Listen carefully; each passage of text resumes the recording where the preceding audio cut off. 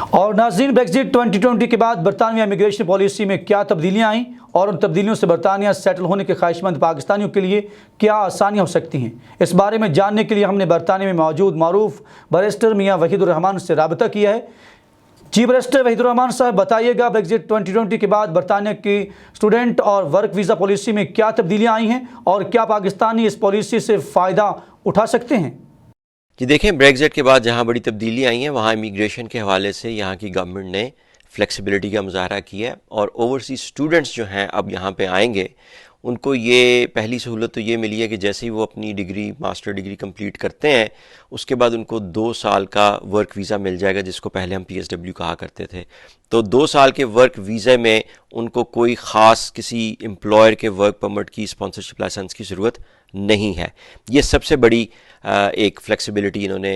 Introduce کی ہے۔ دوسرا یہ تھا کہ جو انگلش لینگویج ٹیسٹ ریکوائرمنٹ تھی اس میں تھوڑی سی تبدیلی آئی ہے۔ انگلش ٹیسٹ جو ہے وہ اپنی جگہ موجود تو ہے، لیکن یونیورسٹیز کو بھی یہ اختیار دے دیا گیا ہے کہ وہ خود انٹرویو کر کے اگر سیٹسفائی ہوتے ہیں ان کی فلوئنسی سے انگلش کی، تو وہ ان کو جو لیٹر ایشو کر سکتے ہیں اس بیس کے اوپر۔ تو یہ بھی ایک پازیٹیو فلیکسیبلٹی ہے۔ اس کے علاوہ ورک پرمٹ کے حوالے سے بھی تبدیلیاں کی گئی ہیں، اور ورک پرمٹ کے حوالے سے ایک طرف تو جو اسپانسرشپ لائسنس ہے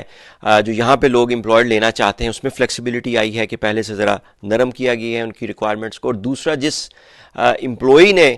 پروسپیکٹیو امپلائی نے وہاں سے آنا ہے باہر سے، اس کی ریکوائرمنٹس میں بھی نرمی کی گئی ہے۔ اس کی کوالیفیکیشن جو تھی یا اس کی جو ایکسپیرینس لیول تھا اس کا لیول کم کیا گیا ہے، اس کی جو ایک سیلری لیول تھا اس کو بھی کم کیا گیا ہے، اور کچھ کیٹیگریز اس میں ایڈ کی گئی ہیں۔ تو اس طرح اب آنے والے دنوں میں آپ مزید دیکھیں گے کہ جیسے پہلے HSMP ہوا کرتا تھا ہائیلی اسکلڈ، تو آنے والے مہینوں میں آپ وہ بھی سنیں گے کہ یہاں کی گورنمنٹ جو ہے اس کے اوپر بھی غور و فکر ہو رہا ہے، اور وہ بھی ایک کیٹیگری اناؤنس ہوگی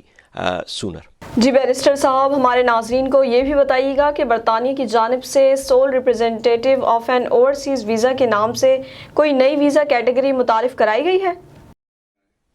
دیکھیں، یہ جو civil representative of an overseas business ہے، یہ کیٹیگری تو کافی پرانی تھی، پھر اس میں پوز آیا، پھر یہ کچھ عرصے سے چل رہی ہے۔ اس کی نو ہاؤ زیادہ لوگوں کو نہیں ہے۔ یہ کیٹیگری ہے پاکستان کے حوالے سے اگر ہم بات کریں یا اوورسیز کی بات کریں، تو جو بھی جن لوگوں کا وہاں پہ بزنس ہے، کوئی مینوفیکچرنگ بزنس ہے، کوئی ٹریڈنگ ہب بھی ہے بیسک، اور وہ یہاں پہ اس کا ایک برانچ آفس کھولنا چاہتے ہیں، تو اس کے لیے اپنی مینجمنٹ لیول کی اسٹاف میں سے کسی کو یہاں پہ بھیج سکتے ہیں جس کو نو ہاؤ ہو ان کے بزنس کی، ایک مخصوص ٹائم سے 1 سال سے وہاں پہ وہ کام کر رہے ہوں، اور وہ یہاں پہ آ کے اس بزنس کو ریپرزینٹ کریں گے۔ ان کے ساتھ ان کی فیملی بھی آ سکتی ہے، اور وہ 3+2 5 سال کا ویزا ہوتا ہے جس کے بعد وہ انڈیفینٹ ہو سکتا ہے۔ اس میں صرف قابل ذکر جو نوٹ کرنے والی بات یہ ہے کہ لوگ سمجھتے ہیں کہ چونکہ میرا بزنس ہے تو میں خود جا سکتا ہوں، نہیں، جو میجورٹی شیئر ہولڈر ہے اس بزنس کا وہ اس سے فائدہ نہیں اٹھا سکتا۔ جو ان کا مائنورٹی شیئر ہولڈر ہے یا جو مینجمنٹ ہائی مینجمنٹ لیول پہ جو ان کا سٹاف ہے، اس کو وہ یہاں پہ بھیج سکتے ہیں۔ بیرسٹر وحید الرحمان صاحب، بہت شکریہ، آپ ہمیں تفصیلات سے آگاہ کر رہے تھے۔